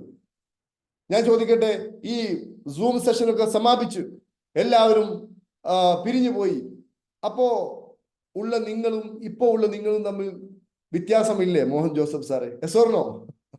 ഇപ്പൊ നിങ്ങൾ ഈ കാണുന്ന നിങ്ങളാണോ ഇപ്പൊ എന്റെ മുമ്പിൽ ഇരിക്കുന്ന, ചിരിക്കുന്ന, കളിക്കുന്ന, സന്തോഷത്തോടു കൂടി ഇരിക്കുന്ന ഈ ആൾക്കാരായിരിക്കുമോ നിങ്ങൾ ഈ സൂം ഓഫാക്കി നിങ്ങൾ ഭക്ഷണം കഴിച്ചുകൊണ്ടിരിക്കുമ്പോ നിങ്ങളുടെ പേഴ്സണാലിറ്റി മാറി? മനസ്സിലായില്ലേ? അപ്പൊ ഒരിക്കലും നമുക്ക് ഇതേ രൂപത്തിൽ പോളി നിൽക്കാൻ പറ്റില്ല. മൂന്നും വേണം. പക്ഷേ അതിൽ ഇച്ചിരി ഒന്ന് നമ്മുടെ അഡേൾട്ടിനെ നമുക്ക് കൂട്ടണം. ഇച്ചിരി അഡേൾട്ടിനെ കൂട്ടാനാണ് പഠിക്കുന്നത്. അത് കൂട്ടാനാണ് ഈ ടി എന്ന് പറയുന്നത് ഒരു കോഴ്സാണ്. 1, 2, 3, 4 വർഷങ്ങൾ കൊണ്ട് പഠിച്ചെടുക്കേണ്ട സാധനമാണ്. മനസ്സിലായോ? അപ്പൊ ഞാൻ പറയുന്നത്, after you learn TA you will never ask why he behave like this. എന്തുകൊണ്ട് അവൻ ഇങ്ങനെ പെരുമാറുന്നു? Why he speak this words, എന്തുകൊണ്ട് ഈ വാക്ക് അവൻ പറഞ്ഞു എന്ന് അവൻ ഒരിക്കലും നമ്മൾ ചോദിക്കില്ല. You will get clear picture what is your personality. നമ്മുടെ വ്യക്തിത്വം ഏതാണ് എന്ന് നമുക്ക് കൃത്യമായി മനസ്സിലാക്കുവാൻ സാധിക്കും. എവിടെയാണ് ഞാൻ തിരുത്തേണ്ടത്? ഞാനൊരു മുരടനാണോ? ഞാനൊരു അരസികനാണോ? എവിടെയാണ് എനിക്ക് തെറ്റുപറ്റിയത്? ഇതെല്ലാം ഒരാൾക്ക് TA പഠിച്ചു കഴിഞ്ഞാൽ മനസ്സിലാക്കുവാൻ സാധിക്കും. മാത്രമല്ല, നമുക്ക് എല്ലാവർക്കും അറിയാം, ബന്ധങ്ങൾ തുടങ്ങാൻ എളുപ്പമാണ്. നമുക്ക് എവിടെയെങ്കിലും പോകുന്ന സമയത്ത് ചില സുഹൃത്തുക്കളെ നമ്മൾ കണ്ടുമുട്ടുന്ന സമയത്ത് നമ്മൾ അവരുമായിട്ട് റിലേഷൻഷിപ്പ് തുടങ്ങും. ഹായ് ബൈ മതി. പക്ഷേ ആ തുടങ്ങിയ ബന്ധം നിലനിർത്തുവാൻ, ഉദാഹരണമായിട്ട് മാരേജ്, ഞാൻ എപ്പോഴും പറയുന്ന ഒരു കാര്യമാണ്, വൈവാഹിക ജീവിതത്തിൽ പ്രവേശിക്കുന്നതിന് മുമ്പ് ഏതൊരു ആണും ഏതൊരു പെണ്ണും ടിയെ പഠിച്ചിരിക്കൽ നിർബന്ധമാണ്. ടിയെ പഠിച്ച് കല്യാണം കഴിച്ചു കഴിഞ്ഞാലുള്ള ഒരു സുഖം വേറെ തന്നെയാണ്. കാരണം കല്യാണം കഴിക്കുന്നതിന് മുമ്പ് ഭയങ്കര ഉഷാറായിരിക്കും. കല്യാണം കഴിച്ച ബന്ധത്തെ തട്ടാതെ മുട്ടാതെ കൊണ്ടുപോകുവാൻ തീർച്ചയായിട്ടും you can maintain happy relationship. നിങ്ങളുടെ ബന്ധങ്ങളെ ഹാപ്പി ആയിട്ട് മെയിൻറ്റെയിൻ ചെയ്യുവാൻ നിങ്ങൾക്ക് സാധിക്കും. മാത്രമല്ല, നിങ്ങളുടെയും മറ്റുള്ളവരുടെയും ചിന്തയെക്കുറിച്ചും വികാരങ്ങളെക്കുറിച്ചും പെരുമാറ്റത്തെക്കുറിച്ചും ആഴത്തിൽ മനസ്സിലാക്കുവാൻ നമുക്ക് ഈ ഒരു ടൂൾ കൊണ്ട് സാധ്യമാണ്. മാത്രമല്ല, ഇത് പഠിച്ചു കഴിഞ്ഞാൽ ഒരിക്കലും നമ്മൾ മറ്റൊരാളുടെ കയ്യിലെ പാവയായിട്ട് മാറില്ല. ഇപ്പൊ ഞാൻ പറഞ്ഞുതരാം, ഒറ്റ ഉദാഹരണം പറഞ്ഞുതരാം. ഞാൻ എപ്പോഴും പറയുന്ന ഒരു ഉദാഹരണമാണ്, കഴിഞ്ഞ ക്ലാസ്സിലും പറഞ്ഞു. ഒരാൾ നമ്മളോട് വന്ന് മോശമായി പെരുമാറി നോക്കുക. മോശമായി ഒരാൾ നമ്മളോട് പെരുമാറുമ്പോൾ നമ്മൾ അതിനനുസരിച്ച് നമ്മൾ അങ്ങോട്ട് റിയാക്ട് ചെയ്താൽ നമ്മൾ അയാളുടെ റിമോട്ട് അയാളുടെ കൺട്രോളിലാണ്. നമ്മൾ അയാളുടെ കൺട്രോളിലാണ്. ചോദ്യം ചോദിക്കാൻ അവസാനം തരും.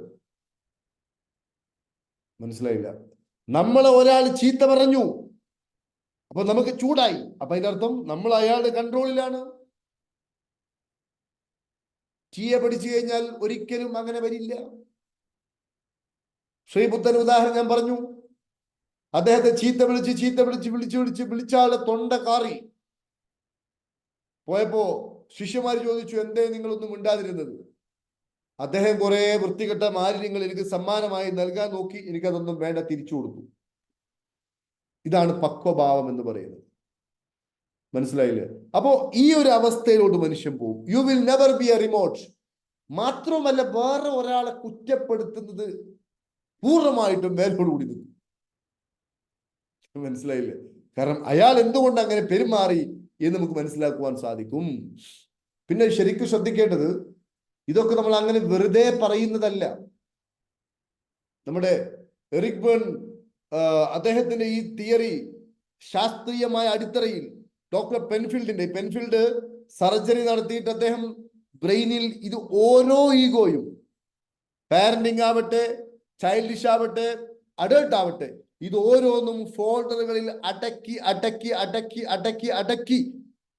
തലച്ചോറിന്റെ ചുരുളുകളിൽ രേഖപ്പെടുത്തപ്പെട്ടിരിക്കുന്നു എന്നത് ഡോക്ടർ പെൻഫീൽഡ് അദ്ദേഹവുമായിട്ട് ചർച്ച നടത്തി അത് കൃത്യമായി ബോധ്യപ്പെട്ടതിന്റെ അടിസ്ഥാനത്തിലാണ് ഇദ്ദേഹം ഇങ്ങനെ ഒരു തിയറി ഉണ്ടാക്കിയത്.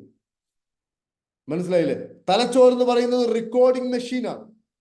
ഒരു റെക്കോർഡിംഗ് മെഷീൻ, അതായത് ജനിക്കുന്നതിന് മുമ്പ് നമ്മുടെ മാതാവിന്റെ ഗർഭാശയം മുതൽ ഈ ഒരു നിമിഷം വരെ നമ്മൾ അറിഞ്ഞോ അറിയാതെയോ ഉള്ള മുഴുവൻ കാര്യങ്ങളും തലച്ചോറ് റെക്കോർഡ് ചെയ്തു വെക്കുന്നു. അപ്പൊ റെക്കോർഡ് ചെയ്തത് പ്ലേ ചെയ്യിക്കുക എന്നതല്ലാതെ മറ്റൊരു പരിപാടിയില്ല. അതായത് ഇദ്ദേഹം പറയുന്നത്, എറിക് ബേൺ പറയുന്നത്, ഇതിലിപ്പോ കുറച്ച് മാറ്റം വന്നിട്ടുണ്ട്. എറിക് ബേണിന്റെ പഠനപ്രകാരം 5 വയസ്സിന്റെ ഉള്ളിൽ ഒരു കുട്ടിയുടെ തലച്ചോറ് റെക്കോർഡ് ചെയ്തത് പ്ലേ ചെയ്യലാണ് അദ്ദേഹത്തിന്റെ ജീവിതത്തിൽ ബാക്കിയുള്ള കാലഘട്ടം മുഴുവനും എന്നാണ് പറയുന്നത്. 5 വയസ്സിന്റെ ഉള്ളിൽ കണ്ടതും കേട്ടതും അനുഭവിച്ചതുമായ കാര്യം അത് ഇന്ന് കുറെ തിരുത്തപ്പെട്ടിട്ടുണ്ട്. ഇവര് പറയുന്നത് ഏതായാലും ഒരു കാര്യം ഉറപ്പാണ്, ഒരു 10 വയസ്സ് അല്ലെങ്കിൽ 15 വയസ്സിന് താഴെ ഒരു വ്യക്തിയുടെ തലച്ചോറിൽ ഏതൊക്കെ രൂപത്തിൽ ഉല്ലേഖനം ചെയ്യപ്പെട്ടോ അതാണ് അന്ന് സൂയിസൈഡിന്റെ ടെൻഡൻസി, മരിച്ചു കളയാം. എന്തുകൊണ്ടാണ് ഈ അറക്കൽ ജോയിയൊക്കെ മരിക്കാൻ കാരണം? എന്തുകൊണ്ടാണ് സിൽക്ക് സ്മിതയെ പോലുള്ള പ്രശസ്തമായ നടികൾ സൂയിസൈഡ് ചെയ്യാൻ കാരണം? ടിയുടെ ബേസിൽ വെച്ച് പറയുകയാണെങ്കിൽ അതിൻ്റെയൊക്കെ വിത്ത് ഈ പ്രായത്തിൽ, ഏതെങ്കിലും ഒരു പ്രായത്തിൽ തലച്ചോറിൽ ഉല്ലേഖനം ചെയ്യപ്പെടുകയും ഒരു പ്രത്യേക ഒരു പ്രൊവക്കേഷൻ വന്നപ്പോൾ, ഒരു പ്രകോപനം വന്നപ്പോൾ ഈ ഫോൾഡർ അങ്ങ് ഓൺ ആവുകയും, ഫോൾഡർ ഓൺ ആയപ്പോൾ ബുദ്ധി ഇല്ലാതെയായി, പിന്നെ ഫോൾഡർ ഓൺ ആയപ്പോൾ അവരുടെ പക്വഭാവം ഇല്ലാതെയായി, ആ ഫോൾഡർ ഉള്ളതുപോലെ അങ്ങ് പ്രവർത്തിച്ചു. ഇതാണ് ഏതെങ്കിലും ഒരു സാഹചര്യം വരുമ്പോഴാണ് ഫോൾഡറിൽ ഉല്ലേഖനം ചെയ്യപ്പെട്ടത് പുറത്തോട്ട് വരുന്നത്. മനസ്സിലായോ? അതുകൊണ്ട് പ്രിയപ്പെട്ട സുഹൃത്തുക്കളെ, ഇത് നമ്മൾ കൃത്യമായി പഠിച്ച് ഈ ഫോൾഡറുകളെ നമുക്ക് മാറ്റി റീറൈറ്റ് ചെയ്തേ പറ്റൂ. റീറൈറ്റ് ചെയ്തേ പറ്റൂ.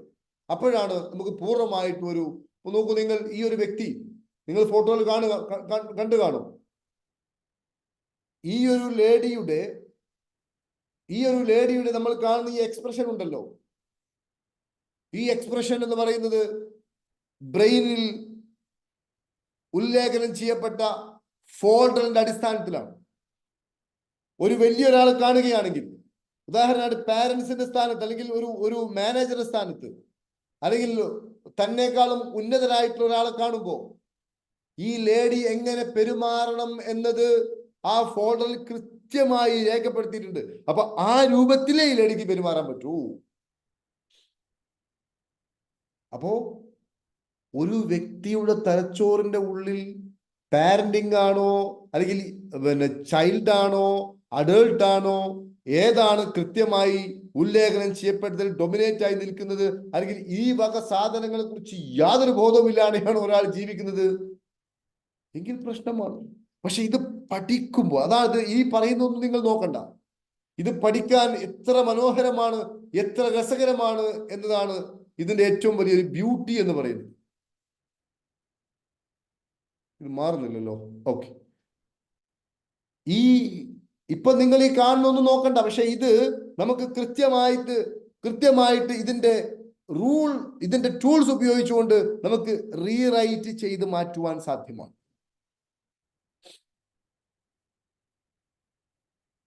എത്ര ആളുകൾക്ക് ഒരു അമേസിംഗ് ആയിട്ടൊരു അറിവാണിത്? Please type yes or no. എത്ര ആളുകൾക്ക് ഒരു അമേസിംഗ് ആയിട്ടുള്ള നോളജ് ആണിത്? Please type yes or no. എത്ര ആളുകൾക്ക് ഒരു അമേസിംഗ് ആയിട്ടുള്ള നോളജ് ആണിത്? Please type yes or no. Please type. ഒന്ന് ടൈപ്പ് ചെയ്ത് എത്ര ആളുകൾക്ക് ഇതൊരു അമേസിംഗ് ന്യൂസ് ആണ്? ഇതാണ് പ്രിയപ്പെട്ട സുഹൃത്തുക്കളെ നമ്മുടെ തലച്ചോറിന്റെ ഒരു പ്രത്യേകത എന്ന് പറയുന്നത്. Very good, very good, very good. എല്ലാവർക്കും, ഓൾമോസ്റ്റ് എല്ലാവർക്കും വലിയൊരു very good, very good, very good. അപ്പോ TA എന്ന് പറയുന്ന ഒരു ചെറിയ മീനല്ല എന്ന് നിങ്ങൾ മനസ്സിലാക്കുക. ഇദ്ദേഹം പറയുന്നത്, ഡോക്ടർ പെൻഫീൽഡ് പറയുന്നത്, brain is A tap recorder. തലച്ചോറ് ഒരു ടാപ്പ് റെക്കോർഡർ. വെറുതെ പറയുന്നതല്ല. അദ്ദേഹം തലയോട്ടി പിളർത്തിയിട്ട് ഓരോ ന്യൂറോൺസിനും ചെവി എവിടെ പ്രവർത്തിക്കുന്നു, ചെവിക്ക് ഏതാണ് ന്യൂറോൺസ്, കാതിനേതാണ്, കണ്ണിനേതാണ്, അതിന്റെ ബേസിലാണ് ഈ കാലഘട്ടത്തിൽ പോലും പഠനങ്ങൾ നടക്കുന്നത്. അദ്ദേഹമാണ് ഒരു ലേഡിക്ക് ഇങ്ങനെ ഷോക്ക് കൊടുത്തു. അപ്പൊ ആ ലേഡി പറഞ്ഞു, ഇപ്പോൾ ഞാൻ എന്താ പറയാ, എന്റെ സ്ട്രീറ്റിലൂടെ നടന്നു പോകുന്ന 2 യുവാക്കളെ കാണുന്നു എന്ന് പറഞ്ഞു. യെസ്.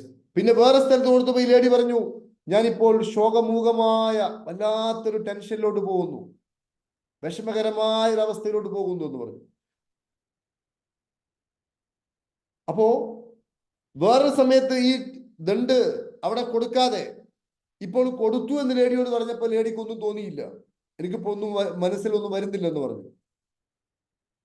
അതായത് ഓരോന്നും, ഇപ്പൊ പ്രിയപ്പെട്ടവരെ, നമ്മുടെ ജീവിതത്തിലും ചില സമയങ്ങളിൽ ഈ ദുഃഖങ്ങൾ തലകെട്ടി നിൽക്കുവാനുള്ള കാരണം അതുമായി ബന്ധപ്പെട്ട ഫോൾഡറുകൾ ഓണായി കിടക്കുന്നതാണ്. ഈ ലേഡിയുടെ ശോകമൂകമായ അവസ്ഥ എന്ന് പറയാൻ കാരണം, ഈ ലേഡി കുഞ്ഞായിരിക്കുന്ന സമയത്ത് ഇവരുടെ മാതാവ് മരണപ്പെട്ടപ്പോ ആ സമയത്ത് പള്ളിയിൽ നിന്ന് പാടിയ ഒരു പാട്ടായിരുന്നു ഈ ലേഡിയുടെ ബ്രെയിൻസിന്റെ ചുരുളിൽ ഉല്ലേഖനം ചെയ്യപ്പെട്ടതായിരുന്നു ഈ പെൺകുട്ടി കേട്ടിട്ടുണ്ടായിരുന്നു. അപ്പോൾ അവർക്ക് അതിയായ ദുഃഖമുണ്ടായി. മനസ്സിലായോ? അപ്പൊ ഇതിനെ അതാണ് തലയിലെഴുത്ത് തിരുത്താം എന്നതാണ് ഈ TA ഒരു പ്രത്യേകത എന്ന് പറയുന്നത്. Brain is A tap recorder. Past experience is there. ഒന്നും വിട്ടുപോകുന്നില്ല, എല്ലാം അവിടെ ഉണ്ട്. ശരീരത്തിലെ ബാക്കിയുള്ള എല്ലാ സെല്ലുകൾ നശിച്ചാലും തലച്ചോറിലെ ന്യൂറോൺസിന് നാശമില്ല. അത് ചില കേടുപാടുകളൊക്കെ വരുന്നുള്ളതല്ലാതെ അത് തന്നെ. മനസ്സിലായില്ലേ? Past experience is there. ആ എക്സ്പീരിയൻസ് നമ്മുടെ മനസ്സെപ്പോഴും അനുഭവിച്ചു കൊണ്ടിരിക്കും. അതാണ് ഇതിന്റെ ഏറ്റവും പ്രധാനപ്പെട്ട കാര്യം. ഞാൻ നേരത്തെ പറഞ്ഞ പോലെ തന്നെ ഈ രണ്ടാളുകൾ, ഇവരുടെയൊക്കെ മരണം, ഇതൊക്കെ ഈ രൂപത്തിൽ ടാപ്പ് റെക്കോർഡിൽ വെച്ചത് ഒരു പ്രത്യേക സാഹചര്യം വന്നപ്പോൾ അങ്ങ് ഓണായി അത് സംഭവിച്ചു. ആ സമയത്ത് ഒരു സൈക്കോളജിസ്റ്റോ ഒരു ബോധമുള്ള ഒരാളോ അവിടെ ഉണ്ടായിരുന്നുവെങ്കിൽ, അതുമല്ല ഈ ആളുകളൊക്കെ ഈ രൂപത്തിന്റെ TA പഠിച്ചിരുന്നുവെങ്കിൽ, അല്ലെങ്കിൽ EFT പോലെ ടൂളുകൾ പഠിച്ചിരുന്നുവെങ്കിൽ ഈ ഫോൾഡറൊക്കെ എന്നോ തിരുത്തി എഴുതാമായിരുന്നു. കാലഘട്ടം മാറി പ്രിയപ്പെട്ടവരെ. മുമ്പത്തെ കാലഘട്ടമല്ല ഇത്. എനിക്ക് ഓർമ്മയുണ്ട്, എന്റെയൊക്കെ ചെറിയ പ്രായത്തിൽ പല്ലൊക്കെ പൊന്തിയ ആളുകൾ ഉണ്ടായിരുന്നു. പല്ല് പൊന്തിയ ചില കുട്ടികൾ. പല്ല് പൊന്തിയ ആ കുട്ടികൾ എക്കാലത്തും പല്ല് പൊന്തിയവരായിട്ട് തന്നെ ഉണ്ടായിരുന്നത്. അങ്ങനെയല്ലേ മോഹൻ ജോസഫ് സാറേ? ഇപ്പൊ ഞാൻ കാണുന്നുള്ളൂ, വേറെ ആരും കാണുന്നില്ല. മുമ്പൊക്കെ പല്ല് പൊന്തിയ ആളുകൾ ആ പൊന്തിയ പല്ല് അങ്ങനെ തന്നെ ആയിരുന്നു ഉണ്ടായിരുന്നത്. ഇപ്പൊ അങ്ങനെയല്ല. മനസ്സിലായില്ലേ? മുമ്പ് എന്തെങ്കിലുമൊക്കെ ഒരു ഇഷ്യൂ ഉണ്ടെങ്കിൽ അങ്ങനെ തന്നെയായിരുന്നു. ഇപ്പൊ അതല്ല. എങ്ങനെയാണെങ്കിലും അത് മാറ്റി പുനഃസ്ഥാപിക്കുവാൻ സാധിക്കും. അപ്പൊ എന്നതുപോലെ നമ്മുടെയൊക്കെ തലച്ചോറിലുള്ള വിത്ത്, നമ്മുടെ തലച്ചോറിലെ ന്യൂറോൺസിലുള്ള ആ വിത്തുകൾ, ആ വിത്ത് എന്താണോ ആ വിത്തനുസരിച്ച് മാത്രമേ നമ്മുടെ ജീവിതം മാറുകയുള്ളൂ, ആ ജീവിതം ആവുകയുള്ളൂ എന്നതിന് യാതൊരു സംശയവുമില്ല. അപ്പൊ ആ വിത്തില് ഇടപെടുവാണ്. Everything inside are inclined in seed. എല്ലാം വിത്തിലുണ്ട്. ഈ വിത്തിൽ ഇടപെടുവാൻ ട്രാൻസാക്ഷൻ അനാലിസിസിന്റെ ടൂളിലൂടെ കടന്നു പോകുമ്പോൾ ഒരു വ്യക്തിക്ക് സാധിക്കും. ഒന്നും വേണ്ട. ഈ പറയപ്പെട്ട ആളുകൾക്കൊക്കെ ഉദാഹരണമായിട്ട് ചില ആൾക്കാരൊക്കെ എന്നോട് പറഞ്ഞിട്ടുണ്ട്, കരീം സാറേ, നിങ്ങളെയൊക്കെ ഒരു 5 വർഷം മുമ്പ് ഞാൻ കണ്ടിരുന്നുവെങ്കിൽ എന്റെ ജീവിതത്തിൽ ഒരു ദുരന്തം വരില്ലായിരുന്നു സർ. വേറെ ആളോട് പറഞ്ഞു, സാറേ, ഒരു 2 കൊല്ലം മുമ്പെങ്ങാനും നിങ്ങളെ കണ്ടിരുന്നെങ്കിൽ ഞാൻ 2ാമത് കല്യാണം കഴിച്ചത് ഞാൻ എന്തായാലും കിട്ടൂലായിരുന്നു. മനസ്സിലായോ? എന്താ ഇതിനർത്ഥം? ഈ രൂപത്തിലുള്ള ടൂളുകൾ കിട്ടുമ്പോൾ ഫോൾഡർ റീറൈറ്റ് ആവുകയാണ് ചെയ്യുന്നത്. ഫോൾഡർ ഉദാഹരണമായിട്ട് ടാപ്പ് റെക്കോർഡില്, മുമ്പത്തെ ടാപ്പ് റെക്കോർഡിലൊക്കെ നമുക്കറിയാം. ഇപ്പൊ നമുക്കറിയാം മെമ്മറി കാർഡിൽ നമ്മൾ കുറെ, ഉദാഹരണമായിട്ട് നമ്മളൊരു ഈ ക്ലാസ് തന്നെ ഇത് നമ്മൾ ഡൗൺലോഡ് ചെയ്തു, അത് അവിടെ ഉണ്ട്. പിന്നെ നമുക്ക് ഡിലീറ്റ് ചെയ്തിട്ട് അതിന്റെ മുകളിൽ വേറെ ഒരു ക്ലാസ് കയറ്റാം, അതിന് മുകളിൽ നമുക്ക് വേറൊരു പാട്ട് കയറ്റാം. Yes or no? പക്ഷെ ഇതൊന്നും കയറ്റാതെ അത് തന്നെയാണെങ്കിലോ അത് തന്നെ പാടും. അതാണ് കാലഘട്ടം മാറി. എല്ലാം റെക്കോർഡ് ചെയ്ത് അവിടെ വെച്ചിട്ടുണ്ട്. എങ്കിലും നമ്മൾ അതിനനുസരിച്ച് ടെൻഷൻ ആവേണ്ട കാര്യമില്ല പ്രിയപ്പെട്ട സുഹൃത്തുക്കളെ. ഇപ്പോ അതിന്റെ കാര്യമില്ല. കാലം മാറി, കഥ മാറി, കാര്യം മാറി, കഥ മാറി. When you learn TA, you can understand which drama is playing inside you. നിങ്ങളുടെ ഉള്ളിൽ കളിക്കുന്ന നാടകം എന്താണ് എന്ന് നിങ്ങൾ തിരിച്ചറിയും. Which person is ruling you? നിങ്ങളുടെ ഉള്ളിലെ 3 വ്യക്തികളിൽ ഏത് വ്യക്തിയാണ് നിങ്ങൾ എപ്പോഴും ഭരിച്ചുകൊണ്ടിരിക്കുന്നത് നിങ്ങൾ പഠിക്കും. Which one is most comfortable? മാത്രമല്ല ഏറ്റവും കംഫർട്ടബിൾ ആയത് ഏതാണ് നിങ്ങൾ പഠിക്കും. You can rewrite your brain with the tool of TA. നിങ്ങൾക്ക് TA കൊണ്ട് നിങ്ങളുടെ തലച്ചോറിലുള്ള തലവരയെ തിരുത്തി എഴുതുവാൻ സാധ്യമാണ്. അതായത് അത് മായ്ച്ചു കളയുക എന്നതല്ല, അതിന്റെ മുകളിൽ പുതിയത് വെക്കുക. അതുകൊണ്ടാണ് എത്രയോ ആളുകൾ നമ്മുടെ ഹാപ്പി പാർക്കിന്റെ കൂടെ 2, 3, 4 വർഷങ്ങളായി കംപ്ലീറ്റ്ലി കണ്ടിന്യൂ തുറന്നു പോയിക്കൊണ്ടിരിക്കുന്നു. എന്താ കാരണം? ജീവിതത്തിലെ പഴയ കാര്യങ്ങളൊക്കെ മാറി, പുതിയത് റീറൈഡ് ചെയ്ത് ജീവിതം മൊത്തം മാറി. അങ്ങനെ ഒരു കാലഘട്ടമാണിപ്പോ. ഇങ്ങനത്തെ ഒരു കാലഘട്ടത്തിൽ ജീവിക്കുന്ന നമ്മൾ ഒരിക്കലും അയ്യോ എന്റെ പിതാവ് എന്നോട് അങ്ങനെ ചെയ്തത് ഇപ്പോഴും അവിടെ തന്നെ ഉണ്ടാവുമല്ലേ, പിതാവുമായിട്ട് ആരോഗ്യകരമായ ബന്ധമില്ലാത്തൊരു മകൻ, അല്ലെങ്കിൽ പിതാവുമായി ആരോഗ്യകരമായ ബന്ധമില്ലാത്തൊരു മകൾ എത്ര വലുതായാലും ഒരു സീനിയർ ഓഫീസറോട് ആരോഗ്യകരമായ ബന്ധം കീപ്പ് ചെയ്യാൻ പറ്റില്ല. എന്നും അസ്വസ്ഥതയായിരിക്കും. സീനിയർ ഓഫീസർ വരുമ്പോഴേക്കും, അല്ലെങ്കിൽ തന്നെക്കാളും ഉയർന്ന ആൾക്കാർ വരുമ്പോഴേക്കും അസ്വസ്ഥരായിരിക്കും. പാവപ്പെട്ടവർക്ക് ഒരിക്കലും പണക്കാരെ കാണുമ്പോൾ അവർക്ക് സമാധാനത്തിന് ഇരിക്കാൻ കഴിയില്ല. ഇതെല്ലാം ഫോൾഡറാണ്. പക്ഷെ ഇതൊക്കെ പഠിച്ച് ഈ തലച്ചോറിന്റെ ബ്രെയിൻ ചുരുൾ റീറേറ്റ് നടത്തി കഴിഞ്ഞാൽ എല്ലാം നമ്മുടെ മുമ്പിൽ എന്താ പറയാ സുതാര്യമായി വരും. നമ്മുടെ അഡൾട്ട്, നമ്മുടെ പക്വഭാവം ഉയരും. സോ ഞാൻ ഒരിക്കൽ കൂടി പറയുന്നു, ഞാനിപ്പോ ടി എ എന്താണ് എന്നതിനെ കുറിച്ച് ഒരു മുഖവുര മാത്രമേ ഇപ്പൊ പറയാൻ പറ്റൂ. ഇതൊരു കടലാണ്, ഒരു കടൽ. ഈ കടൽ മുഴുവനായിട്ട് പറഞ്ഞു തീർക്കുക അസാധ്യമാണ്. നിങ്ങൾക്ക് മുമ്പിൽ എനിക്ക് 1 മണിക്കൂറേ സമയമുള്ളൂ. അപ്പൊ ഞാൻ പറയുന്നത്, നിങ്ങൾ ഇത് കൃത്യമായി പഠിച്ചാൽ U can B N autonomous person. Autonomous എന്ന് പറഞ്ഞാൽ സ്വന്തമായി ചിന്തിക്കുവാനും സ്വന്തമായി തീരുമാനമെടുക്കുവാനും എടുത്ത തീരുമാനത്തിൽ ഉറച്ചു നിൽക്കുവാനും സ്വന്തം കാലിൽ ഉറച്ചു നിൽക്കുവാൻ സാധിക്കുന്ന ഒരു വ്യക്തിയായി നിങ്ങൾ മാറും. എന്തുകൊണ്ട് മാറും? ഇപ്പോ നിങ്ങൾ റിമോട്ട് ആയിട്ടുള്ള ആ ഫോൾഡർ ആപ്പ് ഓണാക്കി വെച്ചത് അതിന് മുകളിൽ അത് റീറൈറ്റ് ചെയ്യുന്നു, അപ്പം മാറും. മാത്രമല്ല, ബന്ധങ്ങൾ മെയിൻറ്റെയിൻ ചെയ്യുന്ന വിഷയത്തിൽ നിങ്ങളൊരു പുപ്പുരിയായിരിക്കും. ചില ആൾക്കാരെ കണ്ടില്ലെങ്കിൽ അവരെ കൂടെ ശർക്കര ഈച്ച കൂടിയ പോലെയാണ്. എപ്പോഴും ആളുകളായിരിക്കും അവരുടെ കൂടെ. You will be a master in relationship. ബന്ധങ്ങൾ മെയിൻറ്റെയിൻ ചെയ്യുന്നതിൽ നിങ്ങൾ ഒരു പുലിയായി മാറും. You can be a great parent. പാരന്റിങ്ങിലാണ് ഇത് കൃത്യമായിട്ട്. നമ്മളൊക്കെ ഒരു കാലത്ത്, ഞാൻ ടി എ എന്ന് പറയുന്ന ഈ ഒരു മനഃശാസ്ത്രം ഖത്തറിൽ നടത്തിയിട്ടുണ്ട്, ദുബായിൽ നടത്തിയിട്ടുണ്ട്, അബുദാബി നടത്തിയിട്ടുണ്ട്, അതുപോലെ തന്നെ സൗദിയിൽ നടത്തിയിട്ടുണ്ട്. കേരളത്തിൽ തന്നെ ഒരുപാട് പ്രോഗ്രാംസ്, ടി എയുടെ പ്രോഗ്രാംസ് കൊറോണക്ക് മുമ്പ് ഞാൻ നടത്തിയിട്ടുണ്ട്. മനസ്സിലായില്ല? ഓൺലൈനിലായിട്ട് ഇപ്പോ എന്റെ ഈ ശബ്ദം കേട്ടുകൊണ്ടിരിക്കുന്ന പലരും വർഷങ്ങൾക്ക് മുമ്പ് ടി എ ഞാൻ ഓൺലൈനിലായിട്ട് നടത്തിയിട്ടുണ്ടായിരുന്നു. അപ്പൊ സമയമില്ലാത്തത് കൊണ്ടാണ്. It is very very useful course. പ്രത്യേകിച്ച് പാരന്റിങ് ഇതിനേക്കാൾ മികച്ച മറ്റൊരു ടൂൾ ഇല്ല. It's known as psychology of change. അതുകൊണ്ട് തന്നെ ഈ ടി എ എന്ന് പറയുന്നത് മാറ്റത്തിന്റെ മനഃശാസ്ത്രം എന്നാണ് ഇതിനെ അറിയപ്പെടുന്നത്. അതുപോലെ സൈക്കോളജി ഓഫ് എവറി വൺ. ഓരോരുത്തരും ഇത് പഠിച്ചു കഴിഞ്ഞാൽ പിന്നെ നമുക്ക് ഒരുത്തരും വിധിക്കാൻ നേരണ്ടാവില്ല. മനസ്സിലായില്ലേ? Psychology of daily life. ഇതാണ് ഈ ഒരു ടി എ എന്ന് പറയുന്ന ഒരു മനഃശാസ്ത്രം. ഇതിനെയാണ് ഞാൻ നിങ്ങളുടെ മുമ്പിൽ പരിചയപ്പെടുത്തിയത്. നിങ്ങൾക്ക് അടുത്ത ശനിയാഴ്ച ഓഗസ്റ്റ് 10-ാം തീയതി നമ്മുടെ ഹാപ്പി പാർക്കിന്റെ ട്രഷറിന്റെ ഒരു കോൺവക്കേഷനുമായി ബന്ധപ്പെട്ട് ടി എ മനഃശാസ്ത്രം തികച്ചും അവിടെയുള്ള ഹോട്ടൽ ചാർജും മറ്റും മാത്രം അഫോർഡ് ആവുന്ന രൂപത്തിൽ നിങ്ങൾക്ക് നൽകുന്നുണ്ട്. അപ്പൊ അതുകൊണ്ട് താല്പര്യമുള്ള ആളുകളൊക്കെ അതിൽ പങ്കെടുക്കുക. ഈ ഒരു കാര്യം പറയാൻ വേണ്ടിയിട്ടാണ്. ടി എ എന്ന് പറയുന്ന ഒരു ചെറിയ മീനല്ല എന്ന് നിങ്ങൾക്ക് മനസ്സിലാവില്ലേ? Please type yes or no.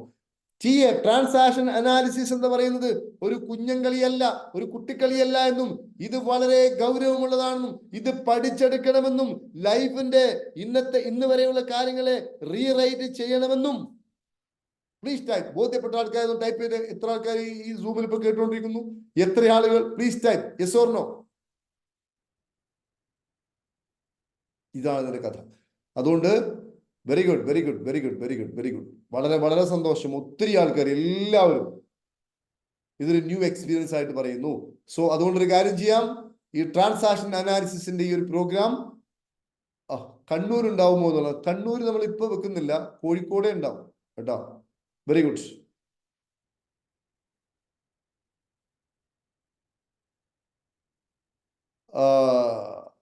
എനിക്കൊന്നുകൂടി വിശദമാക്കാമോ എന്ന്? ടി എ എന്താണെന്നുള്ളത് ഞാൻ ഇത്രയും നേരം പറഞ്ഞു. ഇതിന് റെക്കോർഡിംഗ് കിട്ടും കേട്ടോ. Okay. Useful to improve behaviour, communication and relationship. Definitely T A എന്ന് പറയുന്നത് നമ്മുടെ ഉള്ളിലൊക്കെയുള്ള 3 പേഴ്സണാലിറ്റിയാണ്. 3 പേഴ്സണാലിറ്റിയിൽ സിഗ്മണ്ട് ഫ്രോയിഡിന്റെ തിയറി അനുസരിച്ച് ഇത് ഈഗോ, സൂപ്പർ ഈഗോ. എല്ലാ വ്യക്തികളുടെ ഉള്ളിലെയും പ്രശ്നം ഇതും സൂപ്പർ ഈഗോയും തമ്മിലുള്ള കോൺഫ്ലിക്റ്റ് ആണ്. വ്യക്തിക്ക് ഒരുപാട് ആഗ്രഹങ്ങളുണ്ട്. അതുകൊണ്ടാണ് ഈ നല്ല കുട്ടി എന്ന് പറയുന്ന ഒരു കുട്ടികളെ ടി എ മനഃശാസ്ത്രം പറയുന്നത് അപകടകാരികളായിട്ടാണ്.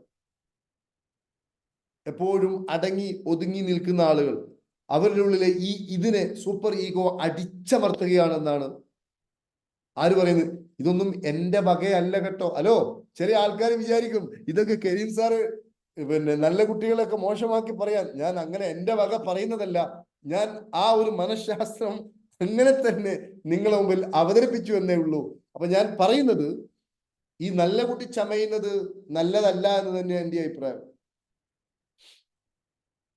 അവിടെ നമുക്ക് അഡേൾട്ടിനെ ഉയർത്തി കൊണ്ടുവരണം. ലൈഫില് സന്തോഷങ്ങളും സമാധാനങ്ങളും ഒക്കെ ആസ്വദിക്കുവാൻ നമുക്ക് സാധിക്കണം. എന്നാൽ അത് അതിരുവിട്ടുകൊണ്ട് എപ്പോഴും, മനസ്സിലായി, ഈ മയക്കുമരുന്നിന്റെ, മദ്യത്തിന്റെ, കുറ്റകൃത്യങ്ങളുടെ ഒക്കെ എന്താ പറയുക, അതിന്റെ ഒക്കെ അഡിക്റ്റ് ആയിട്ട് വരുന്ന ആളുകൾ തീർച്ചയായിട്ടും അവരുടെ പാരന്റിങ്ങും അവരുടെ അഡൾട്ടും എന്തായിരിക്കും? ഡിയാക്റ്റീവ് ആയിരിക്കും. ഈ കുട്ടിയായിരിക്കും മോശമായ, വികൃതമാക്കപ്പെട്ട, അഡാപ്റ്റഡ് ആയിട്ടുള്ള കുട്ടിയായിരിക്കും അതിൽ പ്രവർത്തിച്ചുകൊണ്ടിരിക്കുന്നത്. ഇതാണ് TA മനഃശാസ്ത്രം പറയുന്നത്. അപ്പോ നമുക്ക് അത് മാറ്റി നമ്മുടെ പാരന്റിങ്ങിനെയും അഡൾട്ടിനെയും ചൈൽഡിനെയും ഒക്കെ ഒരു ഹെൽത്തിയായ രൂപത്തിലോട്ട് കൊണ്ടുവന്നു കഴിഞ്ഞാൽ തീർച്ചയായിട്ടും നമുക്ക് ജീവിതം വളരെ രസകരമായിരിക്കും. മാത്രമല്ല ഈ TA എന്ന് പറയുന്നത്, ഇത് പഠിക്കാൻ തന്നെ ഭയങ്കര രസമാണ്, ഇത് കേൾക്കാൻ ഭയങ്കര രസമാണ്. കാരണം ഇതൊക്കെ നമ്മുടെ ജീവിതത്തിൽ, നമ്മുടെ കൺമുമ്പിൽ നടന്നുകൊണ്ടിരിക്കുന്ന കാര്യമാണ്. ഓരോരുത്തർക്കും തോന്നും ഇയാൾ പെണ്ണെക്കുറിച്ച് തന്നെയാണല്ലോ ഈ പറയുന്നത്. മനസ്സിലായില്ലേ? ഇതാണ് ഈ TA ഒരു ബ്യൂട്ടി എന്ന് പറയുന്നത്. ഓക്കെ, വളരെ വളരെ വളരെ സന്തോഷം. ഓക്കെ, യെസ്, നമ്മൾ എങ്ങനെയെന്ന് നമുക്ക് മനസ്സിലാക്കുവാൻ സാധിക്കും. ശരി, വളരെ സന്തോഷം. ഇനി എന്തെങ്കിലും ഡൗട്ട്സോ മറ്റോ ഉണ്ടെങ്കിൽ ചോദിക്കാം. Any questions?